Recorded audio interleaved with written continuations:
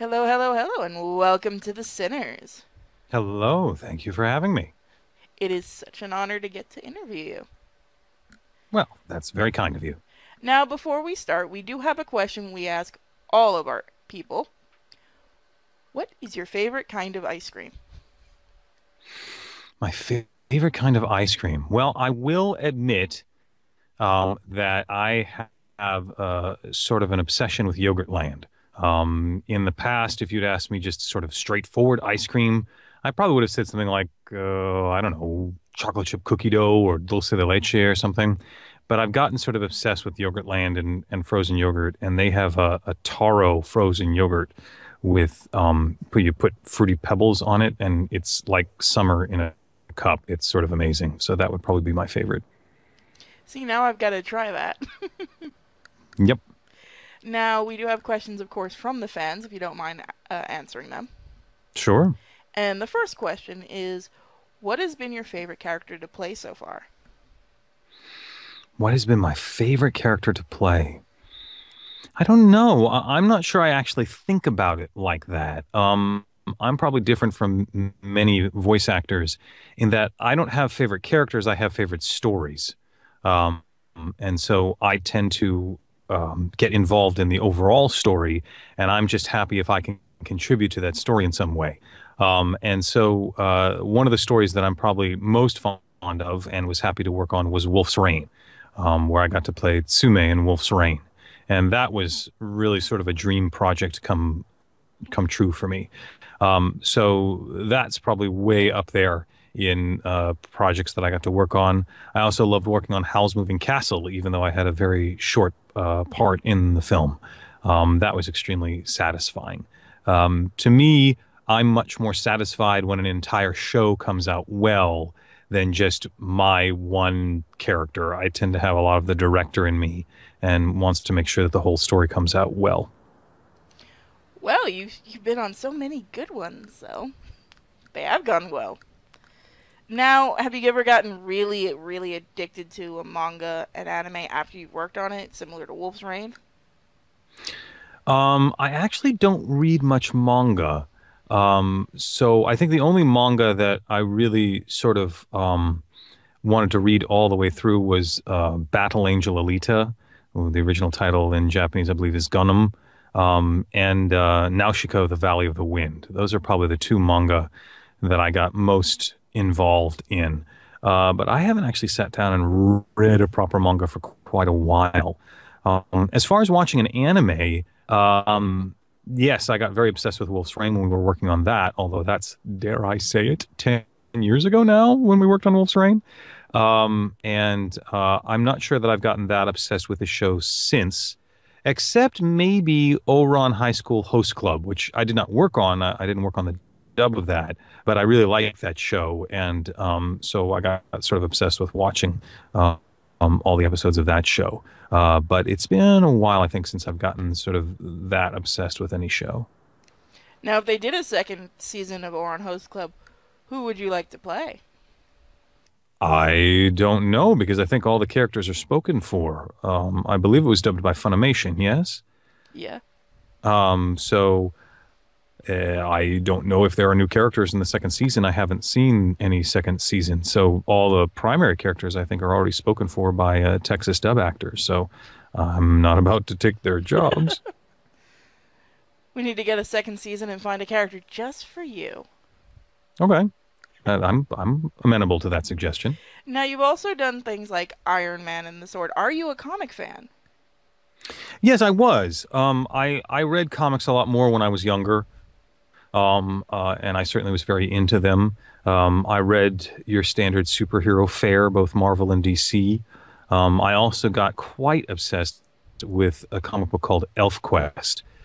That's actually the only comic book I ever went hungry for. At the time that I was reading it, it was after its initial release in the 70s. I was reading it in the 80s. And there were color versions of it because it was originally published in black and white. There were color versions of it that were compiled into sort of larger graphic novels. And there are four novels that make up what's called the classic Elf Quest. And the fourth one I needed to get, but I only had enough money either for lunch or for ElfQuest. And so I went out and ran out during my free period in high school school and bought ElfQuest and read it because that was much more important to me. And since then, I have been able to become very good friends with the creators, Wendy and Richard Pini, of ElfQuest. And so now I'm close friends with them, and it's sort of a dream come true to be able to hang with them. So yeah, that's between your standard superhero fare and ElfQuest. ElfQuest is probably at the top of the list. That is awesome. It's always great to get to meet someone you've looked up to so long, hasn't it? Yes, it is. Even nicer when you can sort of talk about art and help collaborate on things too. That's always fun. It is. Now, we have a question from, let's see, Moko. And he, I'm hoping it's a he, asked, Crispin, did you do any research into the Dracula lore before you did the voice of Helsing's Alucard? Well, yes. Actually, I've been sort of interested in vampire lore for quite a while. So I was already pretty knowledgeable about vampire lore before the opportunity to audition for Alucard and Helsing came along. In fact, there was a company called Voyager that used to make these really cool interactive CD-ROMs. Remember CD-ROMs? Probably not. That's okay. But they had a really cool one on the silent film Nosferatu by Murnau, and it had all sorts of wonderful interactive Dracula lore about Vlad Tepes and all that good stuff. So yeah, I was deep into vampire lore before I even got the opportunity to audition for Alucard. And I think it certainly helped with my ability to analyze the character and understand what Hirano-san's point of view was on Helsing and why he was telling the story he wanted to tell. And actually, I did a wonderful sort of interview conversation with a good friend of mine on YouTube. A good friend of mine, Juan Carlos Bagnell. He's a big zombie expert, and I tend to be deep into the vampire lore, and I don't really know that much about zombies. And so we did a sort of back and forth where we sort of talked about zombies and vampires on his YouTube show. And there's actually a link to it in the media section of my Mythology and Meaning website at mythologyandmeaning.com. So if you go to the media section, there's a link to the YouTube conversation we have about vampires and zombies. Now, as a fan of vampires in general, what do you think of how Hollywood's kind of had the vampires going now, where they're more touchy feeling, let's say? Well, I haven't seen the new, I think, is it Dracula Retold with the actor who plays Bard the Guardsman in The Hobbit? I haven't seen that version. That didn't look so touchy-feely to me. That looked pretty gothic and dark.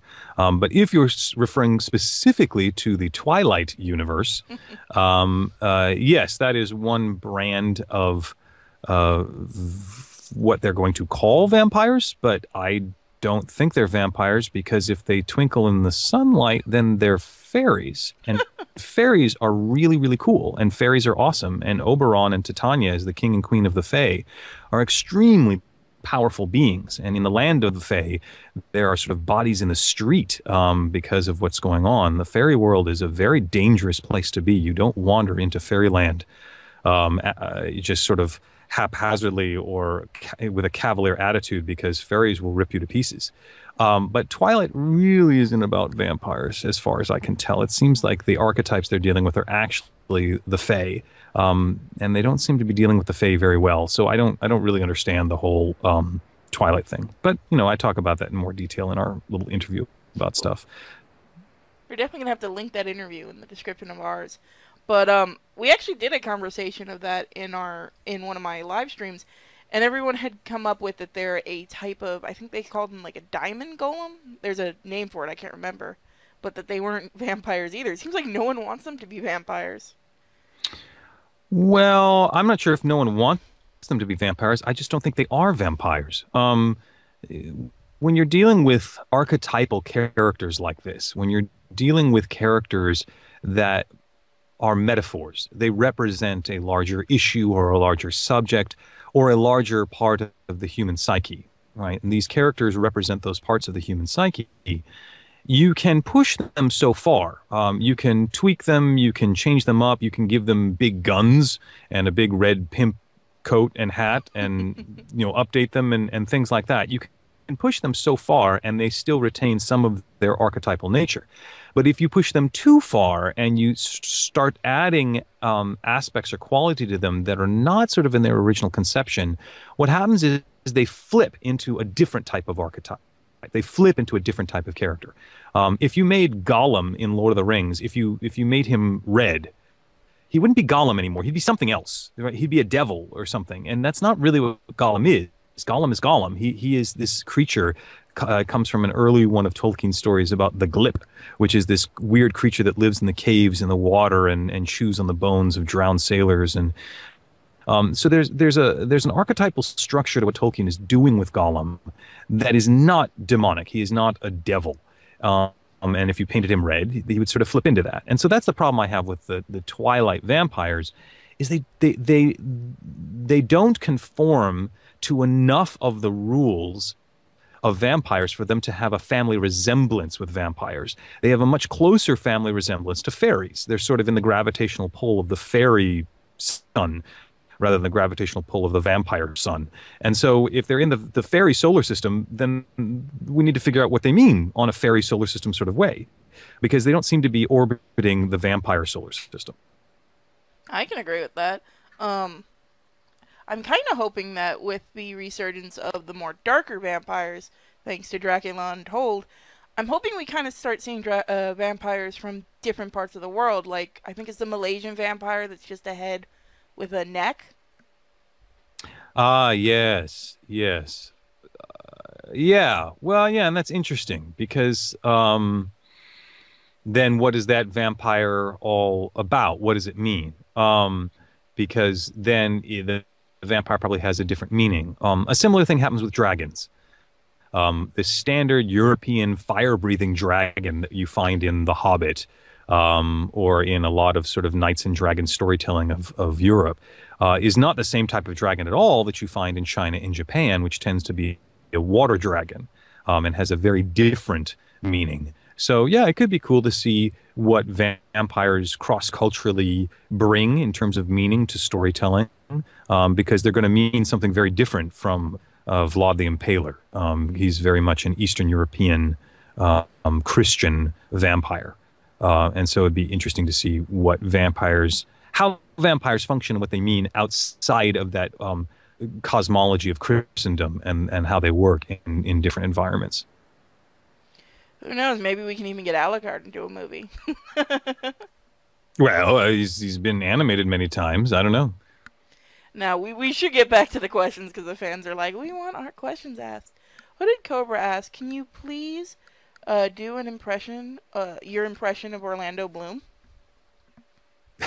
My impression of Orlando Bloom. Yes, for those who may not know, I do the voice matching for Orlando Bloom. I first started doing it for Pirates of the Caribbean as Will Turner, and then I started doing it as Legolas in Lord of the Rings as well. I started doing it for Disney character voices. So yes, I have what I like to call a pitch pipeline. It's the line that gets me in character for Will Turner. Let's see if I can pull that out. My name is Will Turner. My father was Bootstrap Bill Turner. His blood runs through my veins. So that's my Orlando Bloom Will Turner. So how does it feel having to impersonate another person? It can be a little weird at times. But the interesting thing about Disney character voices, which it's a division of Disney that I'm not sure exists anymore. I think it might have been disbanded, which is weird, or subsumed by some other division. But the original purpose of Disney character voices was to make sure that any Disney character, that the voice of that character stayed consistent, so that Mickey Mouse sounded like Mickey and Goofy sounded like Goofy and all that good stuff. Well, Pirates of the Caribbean, the characters in Pirates of the Caribbean belong to Disney. Those are all Disney characters now. They don't belong to the actors. So when it came time to do the video games, they wanted to make sure that the characters sounded as believable as possible. So if I were doing Mickey Mouse, I'd be having to voice match Walt Disney, right? Because he was the original Mickey. And so that would be a little weird, except that Mickey is a very exaggerated, cartoony type of character. It's a different ball of wax when you're having to voice match a sort of live person who's not putting on a cartoony voice, who's just using their natural voice for the most part. And you have to sort of match them. It you have to. I end up pulling all the lines from the movie, and I make basically a playlist on my iPod of all the lines that the character says in the movie, and I sort of drill that over and over again until I can sort of technically get it into my mouth so that I'm speaking the way he speaks. But then when I'm in the studio actually playing the character, it's not technical at all. It's actually emotional. I have to sort of actually imagine myself as Orlando Bloom playing these characters. It's a strange process, but it's one that we as voice actors do and can be quite lucrative because not many people can voice match celebrities. So if you can do it, they will pay good money for it. Have you ever done voice matching and just stopped and just kind of laughed that you're doing it? But it's just so funny that you're having to do somebody else who could come in and do it, but just doesn't for whatever No, reason. I usually don't laugh, mostly because there's sort of a lot of people in the studio trying to accomplish something artistically, and I'm trying to make sure that I'm collaborating with them as well as possible, and it takes a lot of focus and a lot of energy. So I don't, I'm not usually, it's not usually humorous to me when I'm in the studio trying to accomplish it because I'm so focused on trying to make sure the performance is as good as possible. And so I'm sort of so in the moment trying to make sure that it's as believable as possible that I'm usually not outside of myself thinking, oh, isn't this funny? That's not, that mindset doesn't come until I'm out of the booth. It is until I get out of the booth and I feel like I've done a good job then I can sit outside of it and listen to something, and I'll have them play me something back for me, and I go, "Wow, that's weird. I really do sound like him," which is actually what Nolan North said to me once in a recording session for Young Justice when we were working on that animated series. He was sitting next to me, and he said, "Crispin, did you do the voice match for Orlando Bloom in the Lord of the Rings games?" I was like, "Yes, Nolan. Actually, I do." He's like, "Dude, really good job." I was like, I almost couldn't tell it wasn't Orlando. And that's a big deal because Nolan is a really good voice actor. And, you know, we as voice actors, we listen to other people's performances incredibly closely and with a very critical ear. And so for him to give me that kind of compliment was very flattering. But his kids were playing the game and he kept hearing Orlando Bloom in the background. He's like, I know that's not Orlando, but who is that? And so the fact that he couldn't figure out it was me was very nice to hear. Now, do you actually play any of the video games you voiced in? Um, you know, I haven't played one of those video games in quite a long time. I'm very selective in my gaming playing, and so I end up usually finding the cutscenes because people tend to post them up on YouTube. So I've watched most of the cutscenes of games that I've been in, and I've been meaning to fire up Diablo 3 because I loved Diablo 2. It was one of my favorite games. And I just haven't had enough hard drive space on my computer to fire up the Diablo 3. However, Overwatch is this new game from Blizzard that I'm working on. I play Winston, the ape or the gorilla, in Overwatch, and I am extremely excited about that game. It looks so fun and playful and lighthearted and sincere. And I've been watching the cinematic and the gameplay trailers sort of incessantly. And for the first time, I'm like, can I get in on the beta? Because this game looks really good. So it's the first time I've been really excited about a game in quite a long time. So yes, I would love to play Overwatch. And I will probably play as my character Winston, but there's some other characters too that I want to play. I'm like, can I play as that guy? He's really cool. So, So, yeah, I've actually seen that game. I actually signed up for the beta. oh, good. Maybe we'll get to play together. Maybe we will. Now, what type of games do you like playing? I tend to like playing games that have a very strong storytelling aspect to them, especially ones that have a very complete cosmology. One of my favorite games of all time is Shadow of the Colossus, um, made by Japanese development team, Team Ico. And they also made their first game was Ico, which is also a beautiful, wonderful game. I love Ico and I love Shadow of the Colossus. And they're supposed to be coming out with a third game, Last Guardian, although it's been heavily delayed and I don't know when it's going to come out. But I really liked those games because they gave me not just a gaming experience, but an aesthetic experience. And what I mean by that is that there are moments in the games where I have what James Joyce would call experiences of aesthetic arrest, where you look at a piece of artwork and it just sort of takes your breath away, and you go, That's true, or that's it, or yes, I recognize that in some way. It is challenging to be able to accomplish that feeling of aesthetic arrest in gameplay, and not many games do it very well because games are complicated. They're very complicated entities, and to make gameplay work and to try to accomplish an aesthetic experience at the same time is really a sort of grand slam home run, hockey hat trick of trying to get everything to work at the same time. It's not easy. But Shadow of the Colossus does it quite well. There's another game called Journey done by that game company, and Journey does it as well. It's a wonderfully engaging and engrossing game with a very complete cosmology.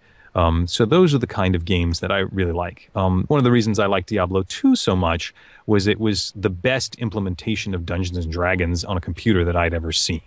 I had played a lot of Dungeons and Dragons when I was young with lots of dice and pencils and paper and maps and everything else. And I kept thinking, computers are really good at keeping track of numbers. Can a computer keep track of all these numbers for me? And Diablo 2 really did that quite well. So I guess it's embarrassing that I haven't fired up Diablo 3 yet, but I will at some point, I'm sure. You, sir, have an amazing taste in games. I can speak today. Oh, good. Thank you. You really should play Diablo 3, especially multiplayer. So much fun. Yes, yes. I get busy with things that I'm trying to do. I have podcasts on voice acting and mythology scholarship that I'm working on. So, in all of my free time, I'm sleeping. See, that's when you just need to take a week off, lock your door, turn off your phone, and game. Obviously, you've never had a voice acting agent. Turning off my phone for a week would probably get me dropped by my agent. That would not be feasible. So We don't want that. We love you in animes and games and stuff. We don't want that at all. good, good. Now, my favorite character that you played is Zelgadis.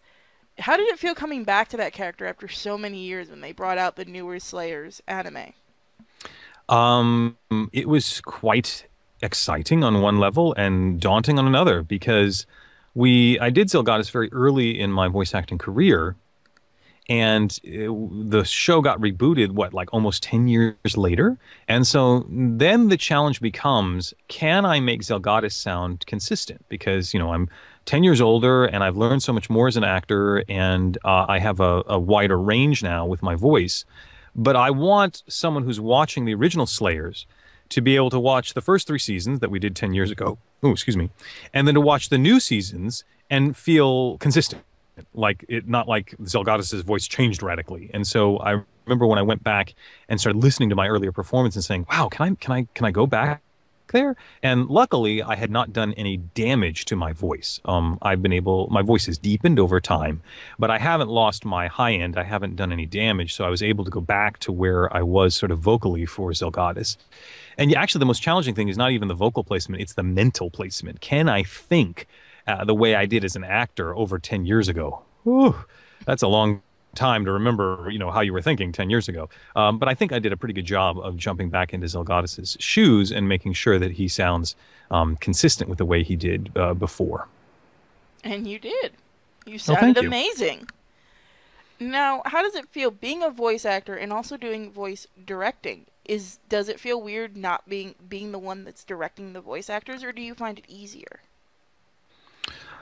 Oh, it's not easier. As a voice director, you are throwing a big party, and all these actors are coming, and you have to make sure that all the actors are, sort of taken care of, and you have to make sure that the scripts are organized, and you have to make sure that the recording schedule works, and if somebody shows up late or can't show up or gets sick, that you have to reorganize things, and you have to make sure that everything's working together well, and you're there day after day trying to make sure that the show comes out well. So it is much harder being a director than being a voice actor. As a voice actor, you walk in, you do your thing, you walk out, and you're pretty much done. As a director, the whole responsibility of the artistic vision of the show is sort of sitting on your shoulders. So while it is a lot more work and responsibility, it has its own different level of satisfaction, because then when you're done and this thing comes out, you realize that you were the one who either conducted or orchestrated it all, right? You're the one who brought together all these disparate elements to make sure that they all work together. So there is certainly when I've directed, there's a sense of accomplishment, of pride even in my work and satisfaction in having done something of that scale. Directing is not easy. But the other advantage of directing is you get to see everybody. As a voice actor, you usually record by yourself and you don't get to interact with the other voice actors very much. But as a voice director, you get to interact with everybody because everybody's coming in to work with you. So it's a completely different ball of wax, directing and voice acting, although they are both satisfying in their own different ways. Now, how exactly did you stumble into voice acting? Other than your amazing voice, how did you stumble into it? Well, actually, I talk about it in detail on my podcast. Some of your listeners may or may not know that I run a podcast on voice acting. The website is voiceactingmastery.com. You can go to voiceactingmastery.com and listen to the episodes there. You can also subscribe to it in iTunes. If you go into iTunes and go into the iTunes store and type in my name, Crispin Freeman, or Voice Acting Mastery, the Voice Acting Mastery podcast should pop right up. And I believe it's in the fourth and fifth episode of the podcast. I explain in great detail how I got involved as a voice actor. But in a nutshell, I was an actor in theater. I had studied theater all through high school, college, and grad school, and I was in New York doing theater when a friend of mine who was also a theater actor gave me the opportunity to connect with a recording studio that dubbed Japanese animation. He knew that I was a big fan of anime, and so he offered to put me in touch with the studio. I ended up sending them some tapes of a radio theater play that I had done, which was totally the wrong thing to send, but I guess they thought I didn't completely suck because they asked me to come in and audition, and I played I auditioned for some bit parts in Slayers, a character named Prince Hallis, who was in the first season of Slayers, and Actor A, who wore a dragon suit in one episode of Slayers, whatever. But I guess I acquitted myself decently in those recording sessions, and then they called me back in to audition for Zelgadis, who was sort of the first big character that I got to audition for in anime. And I booked Zelgadis, and then it was sort of off to the races. Now, you also do non-anime. How different is it doing American cartoons versus doing anime? Well, it's a very different process. In anime, the animation is created first, and then the voice actors match their performance to the lip flap of the characters on the screen. And that's the case both in America and in Japan. That's how they do it in Japan as well. So all anime is actually dubbed, whether it's dubbed into Japanese or whether it's dubbed into English. The process is still one of matching the character's lip flap on the screen. In America, they do it the other way around, where we record the audio performance of an actor first, and then the animators animate to that audio track. So in anime, we are recording by ourselves in a room with a video screen, and we're trying to match the lip flap of the characters on the screen, which can be very technically challenging. But if you can figure out how to manage that technical challenge, it's sort of cool because you've got the actual animation right there in front of you.